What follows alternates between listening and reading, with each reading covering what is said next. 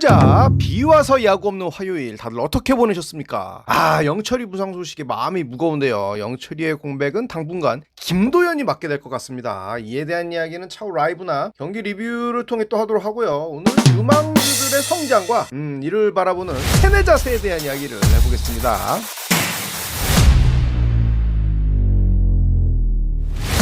저와 나이대가 비슷한 분들, 특히 남성분들은 청소년기를 마이클 조던의 세상에 살아있다도 과언이 아니죠. 시카고 불스의 NBA 파이널 3연패를 이끌고 호련히 은퇴를 선언, 약 2년간 코트를 떠나 있다 다시 컴백, 그리고는 팀을 재차 파이널 3연패 자리에 올려놓고 은퇴해버립니다. 시카고 불스 프랜차이즈 역사상 유일한 NBA 파이널 우승 6회 모두 마이클 조던의 손에서 만들어졌는데요. 농구 바닥을 떠나 당시 문화산업계에 어마어마한 영향력을 미쳤다. 거물이었다. 조던 이전의 농구는 뭐예요? 거인들의 세상이었어요. 어느 팀이 좋은 센터를 보유하고 있냐, 요거에 따라서 강팀과 약팀이 구분됐는데, 조던의 활약 이후 가드의 중요성, 특히 득점력이 뛰어난 슈팅 가드, 혹은 키는 크지만 가드 못지않은 민첩성과 볼핸들링 능력을 갖춘 스몰 포워드, 그러니까 요즘은 잘 쓰지 않는 말인데 소위 스윙맨 전성시대가 열립니다. 스윙맨. 그러면서 이제 언론이 조던 닮을꼰 찾기에 여념이 없었습니다. 그래서 넥스트 조던이 누군데? 완전 발가락도 닮았다, 요 수준으로 집착하죠. 쟤는 슈퍼미 조던과 닮았다. 날아서 땅크하는 거 보니까 슬램덩크 저거 조던이네. 머리 빡빡 민 거 보소. 조던 스타일이요. 심지어 드리블할 때 현엠이 있는 것 보고 조던 스타일이라는 기자도 있었어요. 이렇게 대학 농구 스타들 중에 이제 NBA 드래프트에 신청한 가드들 중에 누가 포스트 MJ냐, 요런 기사는 아주 달달한 클릭수가 보장되는 국밥 같은 어그로였는데, 어그로가 최영우급이요. 사실 기자들만 뭐라 할 게 아니라 팬들 역시 다시 한번 농구 코트에서 마이클 조던의 아우라를 느껴보고 싶어 했습니다. 정말 그 정도로 그 양반의 이 농구 실력과 운동 능력, 그리고 카리스마는 대단했어요. 정말 불세출했어요. 여러분, 시카고 불스가 얼마나 막장 구단인지 요거 자세히 알아보면 진짜 한화 이글스나 롯데 자이언츠는 선녀로 보일 정도로 저 팀의 운영은 예나 지금이나 초특급 개막장이요. 구단주가 레알 답이 없어요. 그런 팀은 6번 우승을 이끌었을 정도였으니까 말 다 했지. 자, 당시에 NBA 좀 봤다고 자부하면 한 번쯤 들어봤을 이름, 앰퍼니 하더웨이, 그랜트 힐, 레트레스 프리웰 등이 이제 넥스트 마이클 조던으로 곽강을 받으며 경쟁했는데, 하더웨이나 힐은 이제 부상의 발목을 잡혀 샛별처럼 빛난 후 추락해 기대에 미치지 못하는 커리어를 보냈고, 반대로 레트레스 프리웰 같은 경우에는 뛰어난 기량을 바탕으로 상대적으로 우수한 커리어를 보냈으나 모범적이지 못한 품행으로 리그의 문제아로 낙인 찍히죠. 선수 생활 내내 구설수에 시달리다가 커리어 말년을 다소 아쉽게 마무리했습니다. 이 선수들 외에 정말 넥스트 마이클 조던, 얘야말로 진짜 넥스트 MJ다 이렇게 물렸던 선수가 있는데, 바로 제리 스택하우스입니다. 얘는 찐이었어. 왜냐? 일단 출신 대학이 노스캐롤라이나 대학. 마이클 조던도 여기 출신이죠. UNC. 학연 마이클 조던은 이제 84년도 드래프트에 전체 3순위로 시카고 불스에 입단했는데, 제리 스택하우스는 95년 드래프트 전체 3순위로 필라델피아 세븐티식스 때 입단했어요. 신장도 이제 66, 센티미터로는 아마 198 정도 될 거예요. 포지션 역시 슈팅가드로 상당한 득점력을 자랑하는 선수였기 때문에, 이건 정말 무조건이다. 네가 포스트 MJ다. 어마어마한 관심을 받았어요. 그러나 인생이 그렇게 누가 그려준 대로 흘러가지 않죠. 놀고 싶다도 이제 서울 연희동에서 나고 자랐는데, 천방지축 온 동네를 누비고 다녔지만, 특히 동네 뒷산으로 해서 연세대 운동장에서 그렇게 뛰놀았어요. 그래서 어려서 아무것도 몰랐을 때는 커서 연세대 입학할 줄 알았잖아. 중고등학교처럼 집구석에서 가장 가까운 데로 학교 다니는 게 가장 이상적이다. 나름대로 계획은 확실했지만 결과는 대충 생각하겠습니다. 나름 이제 득점력은 확실했지만 팀 내 부동의 에이스 역할을 하기에는 플레이 안정감이 없다, 이런 평가로 인해서 커리어 초반 필라델피아, 디트로이트를 거쳐서 2002-2003 시즌을 앞두고는 워싱턴 위저즈로 트레이드 되는데, 이거 세상에나 마상에나 여기서 진짜 마이클 조던과 만나게 됩니다. 마이클 조던은 이제 두 번째 은퇴 후에 농구팀 경영에 관심을 갖고 구단주와 단장 등을 맡았는데, 그 팀이 바로 워싱턴 위저즈예요. 엄청난 약팀이었다. 승리 자판기. 미국 수도 이제 워싱턴 DC를 연고지로 하는데, 실력이 형편없는 팀이다 보니 당연히 리그 내 위상도 바닥. 그런데 마이클 조던이 이 팀의 지분을 소유한 구단주로 있다가 이후에는 단장을 맡으면서 선수를 뽑고 팀을 구성하는 전면에 나서게 되니까, 뭐예요, 워싱턴 역사상 이렇게 큰 관심을 받게 될 때가 있나 싶을 정도로 굉장한 관심을 받게 됩니다. 그러나 농구를 잘하는 거랑 팀 운영을 잘하는 거, 이거 완전 별개죠. 이 양반이 농구할 때는 신의 손이더니 던지면 다 들어가. 선수 보는 눈은 참담했습니다. 뽑는 족족 신인들은 싸그리 작장을 다 망해 나가고, 트레이드 트레이드만 했다면 죄다망. 아 무슨 자선단체요. 유니세프인 줄 알았잖아. 워싱턴만 떠나면 올스타급 선수로 성장하고 워싱턴으로만 오면 애들이 아파. 몸도 아프고 마음도 많이 아파. 그러다 보니 어떻게 되냐, 답답하면 내가 뛴다. 성격 더럽거든요. 단장은 무슨 단장. 나 다시 농구할라요. 현역으로 복귀해서 3번째 복귀를 합니다. 2시즌을 다시 현역 선수로 뛰죠. 이제 뭐 잘했어요.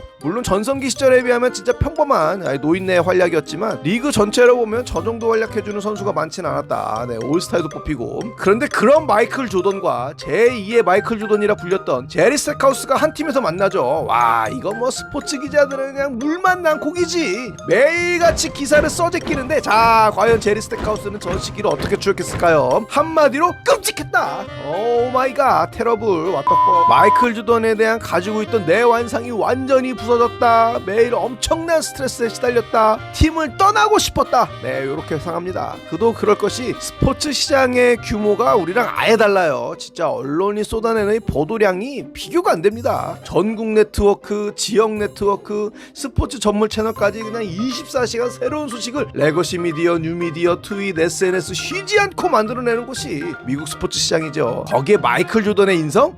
진짜 쪼잔하거든요. 어쭈, 네가 넥스트 MJ야? 감히? 네가? 너 따위가? 당시 20대 초중반이었던 제리 스택하우스를 40 넘어간 아재가 진짜 정신병 걸릴 정도로 조졌습니다. 전성기를 이제 함께 시카고 불스에서 보냈던 당시 이제 조던의 팀메이트들이 하나같이 증언하길, 연습할 때 마이클 조던이랑 트러블이 없었던 선수가 없었다고 하죠. 진짜 주둥이로 멘탈 공격하고 플레이로 피지컬 공격하고, 자기가 원하는 수준의 팀 동료들이 도달하지 못하면 진짜 이 새끼가 같은 팀이 맞을까 싶을 정도로 조졌다고 합니다. 오죽하면 이제 빌 카트라이트라는 센터는 저 새끼 내가 오늘 죽인다 진짜. 와, 이런 반응 같은 팀 내에서 이 상상이나 가십니까? 하는데 마이클 조던이 요즘같이 SNS가 발달한 시대에 뛰었다.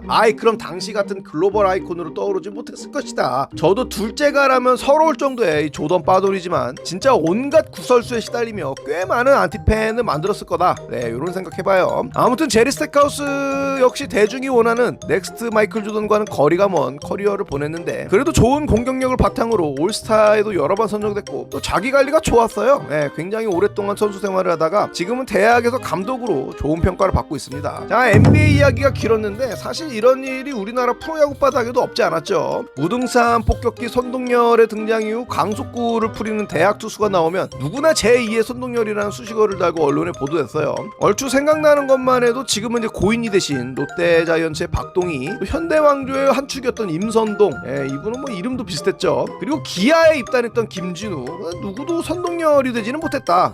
자, 우리의 슈퍼스타 김도영, 입단 전부터 제2의 이종범이다 이렇게 소개되면서 정말 어마어마한 관심을 끌었습니다. 사실 제2의 손동열이라 불렸던 선수들은 제법 나왔죠. 그러나 제2의 이종범으로 불렸던 선수들은 뭐 얼마 없었어요. 그만큼 이종범이라는 선수가 이 보여준 플레이 자체가 규격외라는 이야기가 되고, 특히 유격수라는 자리를 소화하면서 호타준조, 이것도 뭐 어지간히 잘 치고 발 빠른 정도가 아니라 리그 최상위권의 타격 생산성을 뽑아낼 수 있는 야수는 정말 드물죠. 사실 그 아들, 지금은 미국에 가 있는 이정우가 레알 바람의 아들, 손자로 불렸지만 사실 이정우는 외야수였어서 딱히 이종범의 오마주를 느끼게 하는 선수는 아니었다. 그래서 데뷔 초 잠깐 이야기가 나오다 그냥 제1의 이정우로 불렸죠. 사실 이종범이 아들 정우를 야구를 시키지 않으려 했던 이유가 광주에서 이종범의 아들로 살면서 야구를 한다는 게 얼마나 큰 압박인지 본인이 누구보다 잘 알기 때문이었다, 이렇게 이야기를 했어요. 뭐라던 아버지와 이제 비교가 될 것이고 본인 스스로가 리그를 뒤흔드는 불세출의 스타, 광주 지역에도 영웅이었기 때문에 아들이 받을 주목과 언론의 호들갑, 팬들의 오지랖이 걱정된 건 당연한 겁니다. 근데 이정우는 아무튼 그런 것들을 다 이겨내고 결국 메이저리그 진출까지 성공하죠. 제1의 이정우, 아버지 이종범이라는 브랜드가 아닌 본인의 브랜드를 만들어내는데 성공한 거예요. 대단한 겁니다. 자, 김도영은 스타일, 그 유형 자체가 완전히 그분의 오마주예요.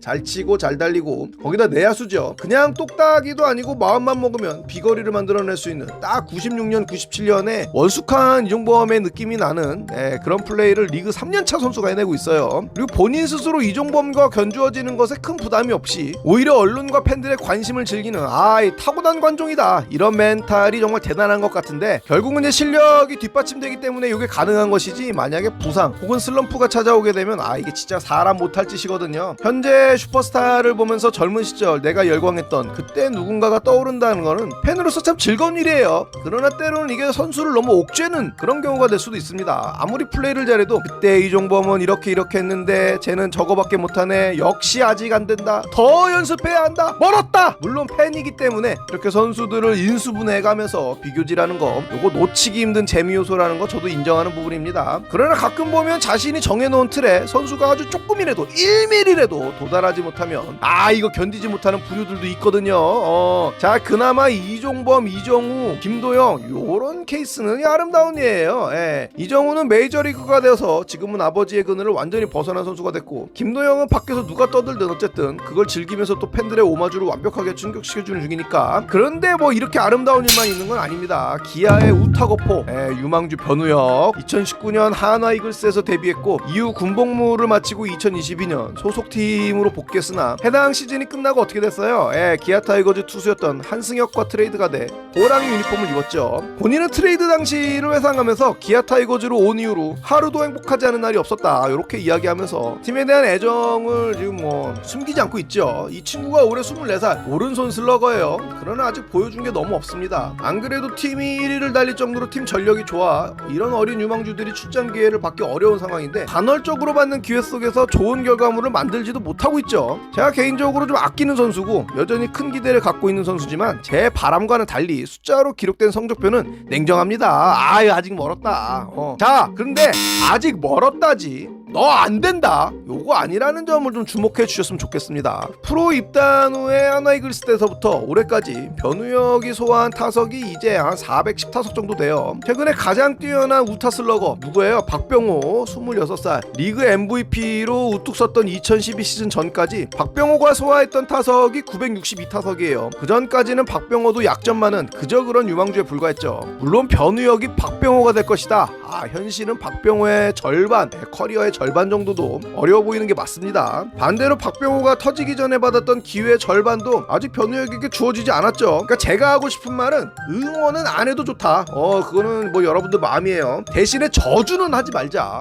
여러분이 닥터 스트레인지의 어떤 능력을 갖고 미래의 46,800가지의 변수를 다 확인하고 현실로 다시 돌아온 게 아니라면 도를 넘는 단정은 자제해야 되지 않나. 딱 보면 안다, 쟤는 안 된다, 아이고 그런 안목이 있으시면 여기서 키보드질을 하실 게 아니라 기아 타이거즈 스카우트 팀을 가시는 게 그 대단한 능력을 최대한으로 발휘하는 겁니다. 남의 미래가 아니라 본인의 앞날에 대한 객관화가 필요한 게 아닌가, 뭐 이런 생각이 좀 들고요. 제가 한 가지 더 기분이 나쁜 건 그 선수에 대한 악평으로 끝나는 게 아니라 꼭 제2의 누구누구, 제2의 아무개로 부르는 겁니다. 자, 제2의 이종범은 이종범에게도 찬사고 비교되는 선수들에게도 큰 영예죠. 그래서 괜찮습니다. 그러나 이쪽은 아니에요. 이미 프로 커리어가 끝나 지금은 본인이 현역 시절 겪었던 그 시행착오들을 바탕으로 아마추어 선수들의 지도자의 삶을 살아가는 그 이름을 다시 욕보이는 행위고, 비교되는 선수에게는 넌 끝내 안 될 것이다 라는 일종의 저주죠. 이렇게 이야기할 권리가 과연 팬에게 있나?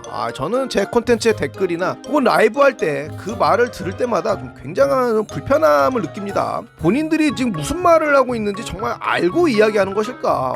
디지털 콘텐츠가 발달하면서 소위 박제된다라는 표현이 있어요. 한번 만들어지면 끊임없이 복제가 되면서 한 번의 흑역사가 모두의 주둥이에 오르내리면서 정죄당한다라는 건데 무서운 겁니다. 사실 뭐 유튜버를 하고 있는 제 입장에서도 피할 수 없는 운명인데 뭐 어쩔 수 없는 부분이죠. 뭐 어쩌겠어요.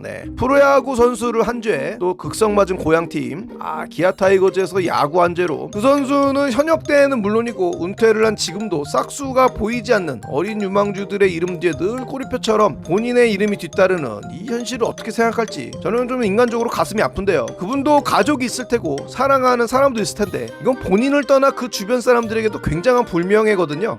현역 때야 대중 앞에서는 프로야구 선수이기 때문에 그 오욕을 감당하는 것도 연봉값에 있다 하지만 은퇴 후에도 저런 식으로 조리돌림 당하는 거, 그것도 역시 당시 연봉값에 다 미리 선불로 포함된 건지 팬들도 한 번쯤 자신들의 언행을 돌아봐야 하는 거 아닌가 이렇게 묻고 싶습니다. 저 역시 현역 때는 참 실망스럽고 욕도 많이 했지만 은퇴한 지금 훌륭한 지도자로 남은 인생을 행복하게 살기를 진심으로 바라고 있거든요. 받았던 기대 무대에 비해 야구를 못한 것뿐이지 연습을 게을리했던 것도 아니고 당시 지도자들이 요구했던 것들을 충실히 해내는 것은 물론 본인의 한계를 뛰어넘기 위해 무던히 애를 썼던 그런 선수였는데 은퇴 이후에도 이렇게 조리돌림 당하는 게 참 안타깝기만 합니다. 대중의 인기로 먹고 사는 가수, 배우 이런 삶을 살다 은퇴 후에 조용히 사는 많은 사람들이 디지털 세상에서 잊혀지고 싶다라고 이야기하며 잊혀질 권리에 대해 이야기한 적이 있어요. 니들은 그래서 돈 많이 벌었잖냐? 라고 차마 말하기 전에 이 사람들이 잃어버린 것에 대해서도 한번 생각해봤으면 좋겠습니다. 평범함의 상실이라는 거, 우리가 아주 당연하게 생각하는 것들이 반대로 저들한테는 아주 특별해지거든요. 근데 이 세상에는 평범한 사람들이 90% 이상이고 놀랍게도 그런 우리들을 위해 최적화된 세상에서 특별한 사람으로 살아가는 거, 요거 역시 보통 일은 아닙니다. 아무튼 과도한 비교질과 엇나간 팬심, 그게 누가 됐던 유망주의 미래에 대한 섣부른 단정, 그리고 과거 선수에 대한 잊혀질 권리에 대한 이야기를 해봤는데